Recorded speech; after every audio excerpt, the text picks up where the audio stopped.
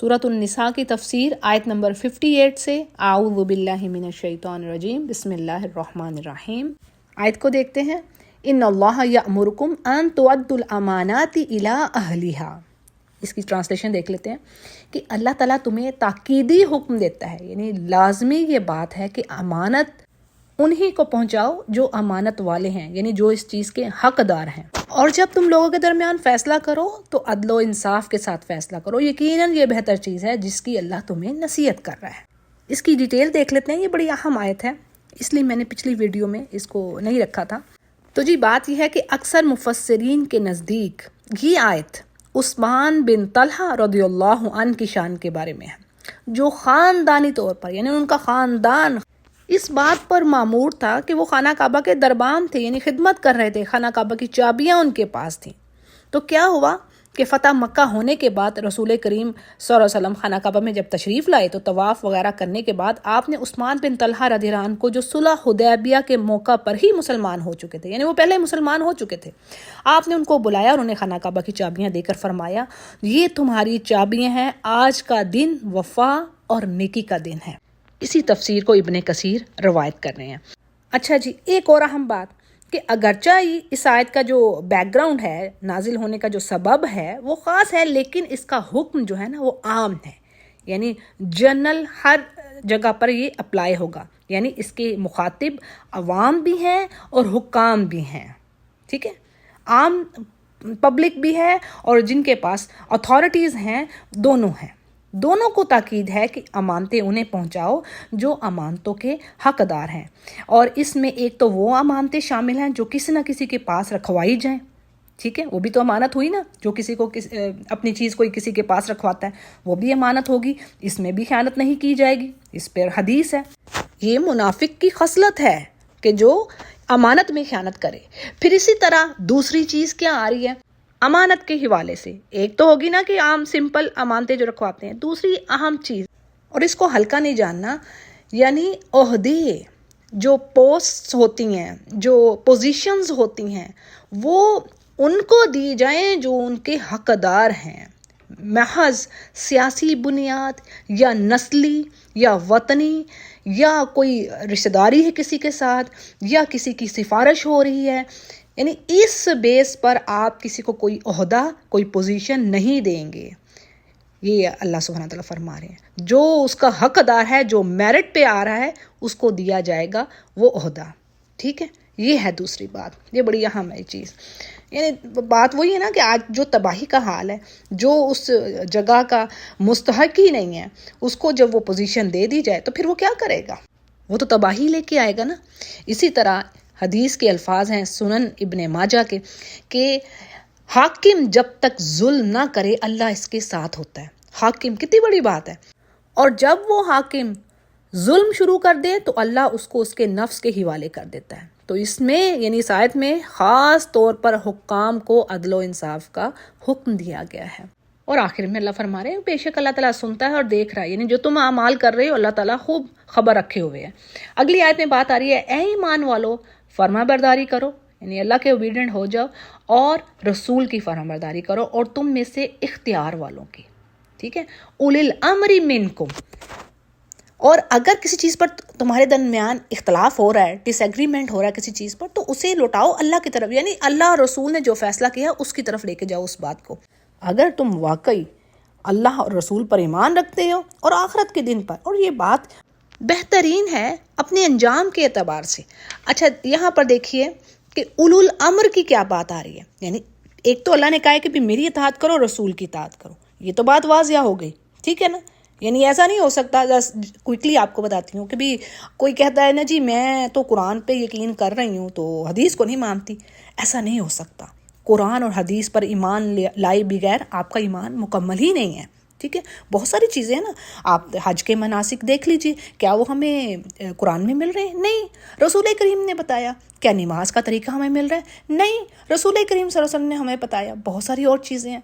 ठीक है जी, तो ये एक तो ये काम हो गया। अच्छा, अब अल्लाह कह रहे हैं आपने उनको भी फॉलो करना है, उनकी बात भी माननी है जो आपके ऊपर है, नहीं इख्तियार रखने वाले हैं बहुत सारे अहम मामलात में, यानी आप हुकाम कह लें, حکومتی جو وزراء ہیں یا جو دین کے جو فقہا ہیں، اور یہی لوگ ہیں جو اولو الامر میں آ رہے ہیں. یعنی اس پر دو رائے ہے. جیسے کہ بعض مفسرین کہتے ہیں کہ جی اس سے مراد امراء اور حکام، اور بعض کے نزدیک علماء اور فقہا جو دین کی سمجھ رکھتے ہیں. اب دیکھیں ایک چیز تو واضح ہے کہ جس نے رسول کی اطاعت کی اس نے اللہ کی اطاعت کی. جیسے سورہ نساء کی آیت نمبر 80 میں ہی بات آئے گی، من یطیع الرسول فقد اطاع اللہ. تو اسی طرح وہ لوگ جو بااختیار ہوتے ہیں، یعنی جن کے پاس اتھارٹیز ہوتی ہیں، وہ شریعت کو نافذ کرتے ہیں، اللہ اور اس کے رسول کے جو احکامات ہیں، جو شریعہ لاز ہیں، ان کا اہتمام کرتے ہیں، یعنی ان کو امپلیمنٹ کرتے ہیں، لوگوں کے درمیان اسی چیز سے فیصلہ کرتے ہیں. تو اسی لیے کہا گیا کہ ان کی بھی اطاعت ضروری ہے. لیکن ایک چیز بڑی اہم جان لیجئے، بڑا اہم پوائنٹ، کہ ان کی اطاعت جو ہے نا وہ ایک کنڈیشن کے ساتھ ہے. ٹھیک ہے، یعنی یہ نہیں ہو سکتا کہ ایبسلیوٹلی بس آپ ٹھیک ہے یس یس، نہیں، ایک کنڈیشن کے ساتھ ہے. وہ کنڈیشن کیا ہے؟ کہ جب تک وہ اللہ اور رسول کی اطاعت کے ساتھ، یعنی ان کی فرما برداری میں اور ان کے احکامات کے مطابق، یعنی جو اللہ رسول نے لاز ڈکلیئر کر دیے ہیں قرآن کریم میں، احادیث میں، ان کے مطابق اگر وہ فیصلہ کر رہے ہیں، وہ کام کر رہے ہیں، تو ان کا کہنا مانا جائے گا. اگر اس کے برعکس معاملہ ہے تو پھر نہیں. جیسے کہ حدیث سے بات واضح ہے، صحیح بخاری کی حدیث ہے، یہ کتاب الاحکام باب نمبر 4 ہے، اور اس میں کیا بات آ رہی ہے؟ السمع والطاعۃ للامام ما لم تکن معصیہ. ٹھیک ہے، یعنی معصیت میں، اللہ کی نافرمانی میں اطاعت نہیں کرنی امام کی. اطاعت صرف اچھائی کے معاملے، معروف کے معاملے میں ہوگی. یعنی جس چیز کا اللہ نے حکم دیا ہے، جو قرآن و سنت کے اگینسٹ نہیں جا رہی، اسی میں ہی آپ اس کو مانیں گے، اطاعت کریں گے. اور یہی حال علماء اور فقہا کا بھی ہے. ٹھیک ہے، یہ بات سمجھے گا، بڑی اہم ہے. یعنی ایک تو جو اتھارٹی والے لوگ ہوگے ان کو بھی کہہ دیا گیا، ان کے لیے بھی یہی بات ہے. اور دوسری طرف جو علماء ہے نا اور فقہا، اگر یعنی ان میں سے بھی اگر کوئی ایسی بات کہہ رہا ہے جو کہ اگینسٹ جا رہی ہے قرآن و سنت سے، تو آپ اس کو فالو نہیں کریں گے. جیسے ایک بہت ہی فیمس اسکالر کا کہنا ہے کہ اگر میری بات قرآن و سنت کے مطابق نہ تم پاؤ تو اس کو دیوار پر دے مارو. یعنی جب تک علماء اور فقہا دین کی طرف، صحیح دین کی طرف، اللہ کی طرف لوگوں کو گائیڈنس دے رہے ہیں، رہنمائی کا کام کر رہے ہیں، تو ٹھیک ہے، ان کی اطاعت ہے. اور اگر وہ اس طرف سے پھرتے ہیں تو پھر ان کی اطاعت کرنا گناہ کا کام ہے. تو جی یہ رہی ڈیٹیل اس آیت کی کہ امانت والوں کو دو، اور کس طرح آپ نے اللہ رسول کے بعد جو آپ کے اوپر جو دین کو نافذ کرنے والے ہیں، اللہ کے احکامات کو پھیلانے والے ہیں. جیسے سورۃ الحج میں ان کی کوالٹیز بیان ہوئی ہیں. اللہ تعالیٰ فرماتے ہیں آیت نمبر 41 میں کہ الذین امکناہم فی الارض، یعنی وہ لوگ جن کو ہم زمین میں ٹھہرائیں، یعنی ان کو خلافت دیں، تو وہ کیا کریں؟ نماز کو قائم کروائیں، اقاموا الصلاۃ، اور زکوٰۃ ادا بھی کریں، اور زکوٰۃ پر لوگوں کو معمور بھی کریں، جو اکٹھے ہی کریں، یعنی لوگوں سے زکوٰۃ بھی لیں، اور اچھائی کا حکم دیں، وَأَمَرُوا بِالْمَعْرُوفِ، اور برائی سے روکیں، اور ہر کام کا انجام تو اللہ ہی کی طرف ہے. یعنی یہ ہے صفات ان نیک لوگوں کی جو کہ اللہ کے دین کو نافذ کرنے والے ہیں، اس کے مطابق فیصلے کرنے والے ہیں. اور یہ اس سے بڑھ کر سعادت اور رحمت کیا ہوگی. اچھا جی، آخری جو بات کہی گئی کہ اگر تم میں کوئی اختلاف ہے تو اس کو لوٹاؤ اللہ کی طرف اور رسول کی طرف. تو اس سے کیا مراد ہے؟ یعنی اللہ سے مراد قرآن کریم، جو قرآن کریم میں اللہ نے فرما دیا ہے، اور رسول سے مراد حدیث رسول ہے. یعنی آپس کے اختلافات اور زندگی کی تمام معاملات اللہ رسول کے کہنے کے مطابق ہی سالو کیجیے. اگلی آیت میں اسی سے ریلیٹڈ بات ہو رہی ہے کہ نبی سے کہا جا رہا ہے کہ کیا آپ نے انہیں نہیں دیکھا جن کا دعویٰ تو یہ ہے کہ جو کچھ آپ پر، جو کچھ آپ سے پہلے اتارا گیا ہے نبی، ان پر یہ ایمان رکھتے ہیں. یعنی کلیم تو یہی کر رہے ہیں، مگر کرتے کیا ہیں کہ اپنے جو فیصلے ہیں، اپنے جھگڑوں کو کہاں لے کر جاتے ہیں؟ غیر اللہ کی طرف. حالانکہ اللہ نے انہیں حکم دیا ہے کہ شیطان کا انکار کرو. تو شیطان تو یہ چاہتا ہے کہ انہیں بہکا کر دور کرے. اچھا، یہ کون لوگ ہیں؟ یعنی اس آیت میں ایسے لوگوں کے بارے میں بات ہوئی ہے جو اپنا فیصلہ رسول کریم صلی اللہ علیہ وسلم کے پاس نہیں لے جانا چاہتے تھے. اگرچہ دعویٰ وہ کرتے تھے کہ جی ہم آپ پر ایمان رکھ رہے ہیں، لیکن کرتے کیا تھے کہ اپنے جو جھگڑوں کے فیصلے ہیں ان کو نپٹانے کے لیے یہود کے سرداروں یا قریش کے سرداروں کے پاس لے جانا چاہتے تھے. کیوں؟ اس کی وجہ بھلا کیا ہو سکتی ہے؟ سوچیں، سمپل بات ہے نا. یہود کے بارے میں کیا آتا ہے؟ انہوں نے تو اپنی کتابوں کو چینج کر کے رکھ دیا. رجم کی آیت کو بھی وہ چھپا رہے تھے انگلی رکھ کر، ٹھیک ہے نا، جب تک زنا کے بارے میں حکم نہیں آیا تھا. اور یہ بات حقیقت ہے کہ آپ صلی اللہ علیہ وسلم جب تک آپ ظاہر ہے ایک ہی بار یہ قرآن کریم نازل نہیں ہوا، تو کچھ ایسی چیزیں ہیں جن میں حکم نہیں آتا تھا، اس وقت تک آپ جو اس کا معاملہ ہے، جو فیصلہ ہے، وہ ان کی کتاب سے، یہودیوں کی کتاب سے لیتے تھے. اب رجم کی آیت کو انہوں نے چھپایا، اور اس طرح کتنی چیزیں کی ہیں. دیکھیں نا سورۃ البقرہ میں کیا پڑھتے ہیں کہ تباہی ہے ان لوگوں پر جو اپنے ہاتھوں سے کتاب لکھ رہے ہیں اور پھر کہتے ہیں یہ تو اللہ کی طرف سے ہے، اور کیا کرتے ہیں سامنن قلیلا، یعنی اس پر تھوڑا سا مول لیتے ہیں دنیا کا.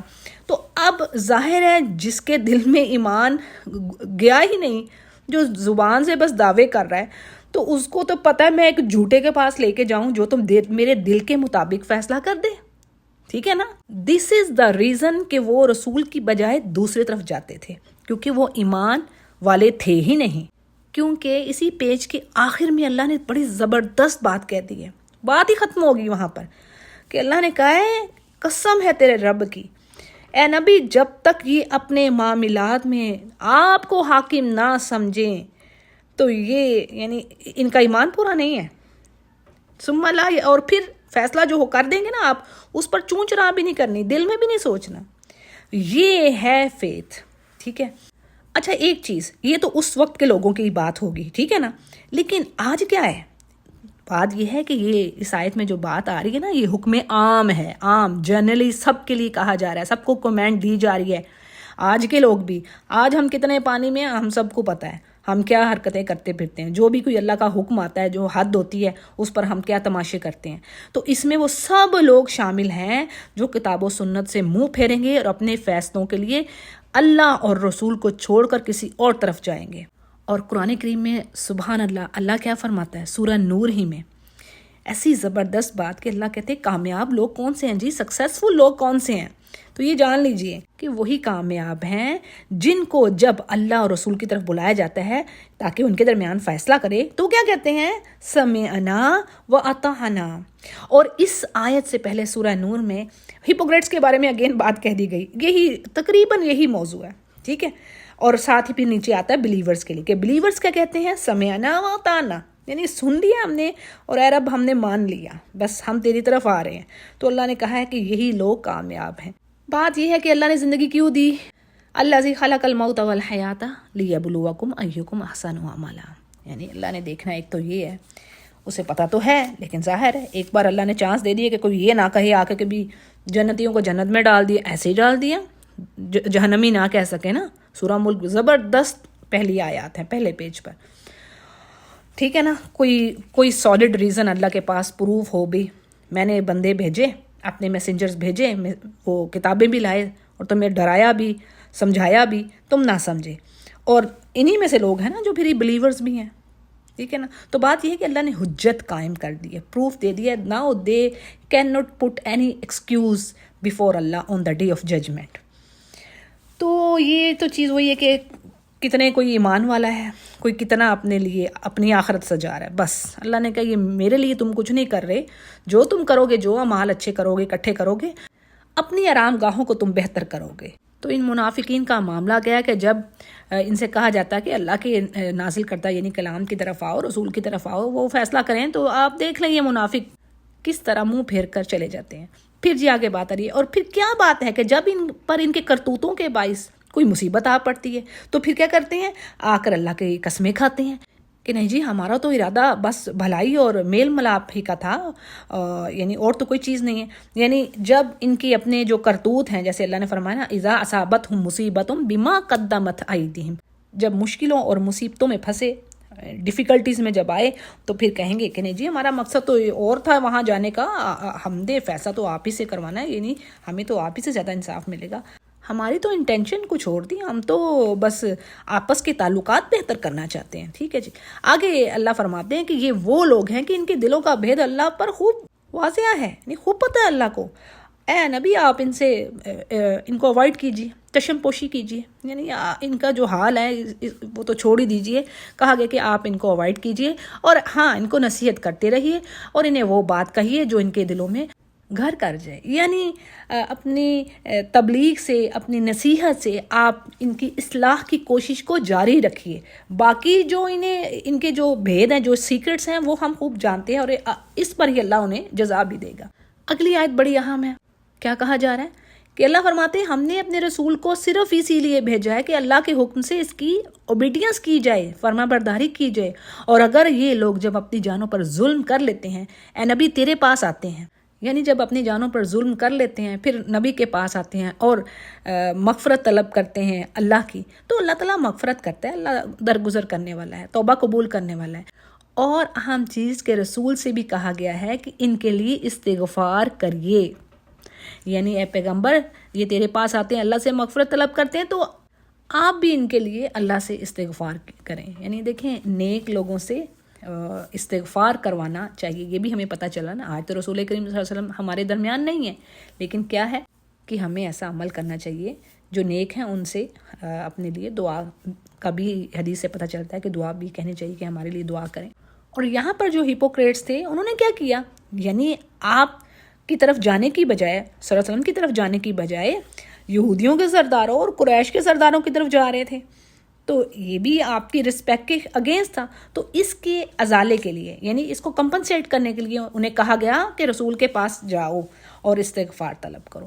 اچھا جی، آخری آیت اور اہم، اس پیج کی آخری آیت میں کہہ رہی ہوں، ٹھیک ہے، یعنی جو بات میں نے اوپر کہی تھی نا کہ اللہ نے فرمایا فَلَا وَرَبِّكَ لَا يُؤْمِنُونَ حَتَّى يُحَكِّمُوكَ فِي مَا شَجَرَ بَيْنَهُمْ ثُمَّ لَا يَجِدُوا فِي أَنفُسِهِمْ حَرَجًا، یعنی قسم ہے تیرے رب کی یہ ایمان والے ہو ہی نہیں سکتے۔ نہیں، اللہ نے ختم کر دی بات یہ کہہ کر کہ ایمان ہی نہیں ہے ان کے پاس جب تک کہ اے نبی آپ کو وہ حاکم نہ مان لے اپنے اختلافات میں، یعنی جو ان کے آپس کے اختلافات ہیں، جو جھگڑے ہیں، مسائل ہیں زندگی کے، اگر ان میں یہ آپ کو حاکم نہیں مانتے، آپ کا فیصلہ نہیں مانتے، تو پھر یہ ایمان والے نہیں ہیں۔ اچھا، یہ ایک چیز ہوگی۔ دوسری چیز اللہ کیا کہہ رہے ہیں، یعنی نہ صرف کہ فیصلے کے لیے آپ کے پاس آئیں، بلکہ جو فیصلہ نبی کر دینا اس فیصلے سے اپنے دل میں کسی طرح کی تنگی اور ناخوشی نہ پائیں، اس کو بڑی خوبصورتی فرما برداری کے ساتھ قبول کریں، یہ ہے ایمان۔ یہ بات اللہ نے فرما دی ہے۔ وَيُسَلِّمُ تَسْلِيمًا، یعنی بڑی خوشی خوشی سے اس کو تسلیم کریں، اس فیصلے کو جو کہ نبی نے کر دیا۔ اچھا جی، اس آیت کی شان نزول کو دیکھتے ہیں بس، اور یہیں تک آج کی تفسیر رہے گی۔ یعنی اس آیت کی جو بیک گراؤنڈ ہے اس میں یہ ہے کہ ایک یہودی اور مسلمان کا واقعہ بتایا گیا ہے کہ وہ آپ صلی اللہ علیہ وسلم کے پاس آئے اور فیصلہ کروایا، لیکن فیصلہ سننے کے باوجود وہ مسلمان عمر رضی اللہ عنہ سے فیصلہ کروانے گیا، جس پر عمر رضی اللہ عنہ نے اس کا سر قلم کر دیا، اس مسلمان کا۔ یعنی اس نے کیا کیا تھا کہ نبی نے فیصلہ کر دیا ہے، لیکن اس کے باوجود عمر رضی اللہ عنہ کے پاس چلا گیا ہے۔ تو آیت کے مطابق جو اتنی سخت بات آئی ہے تو ان کا یہی کام بنتا تھا عمر رضی اللہ عنہ کا، لیکن کہا یہ جاتا ہے کہ جی سندن یہ واقعہ صحیح نہیں ہے، یعنی کہ سند اس کی ضعیف ہے، جیسا کہ ابن کثیر میں بھی وضاحت ہے۔ صحیح واقعہ یہ ہے کہ جی اس آیت کے جو شان نزول کا ہے معاملہ، اس میں سٹوری یہ ہے، زبیر رضی اللہ عنہ جو کہ رسول کریم صلی اللہ علیہ وسلم کے پھوپھیزاد تھے، اور ایک آدمی کا کھیت سیراب کرنے والے یعنی کھال کے پانی پر جھگڑا ہو گیا، یعنی زبیر رضی اللہ عنہ کا اور ایک آدمی کا۔ معاملہ نبی کریم صلی اللہ علیہ وسلم تک پہنچا تو آپ نے صورتحال کا جائزہ لے کر جو فیصلہ دیا تو وہ اتفاق سے، یعنی بائی چانس جو کہہ لیں، زبیر رضی اللہ عنہ کے حق میں تھا، جس پر دوسرے آدمی نے کہا کہ آپ نے یہ جو فیصلہ کیا ہے، یعنی اس نے رسول سے کہا کہ آپ نے جو فیصلہ کیا ہے اس کی وجہ یہ ہے کہ وہ آپ کا پھوپھی زاد ہے، یعنی اسی وجہ سے آپ نے اس کے حق میں فیصلہ دے دیا۔ تو اس پر یہ پھر آیت نازل ہوئی۔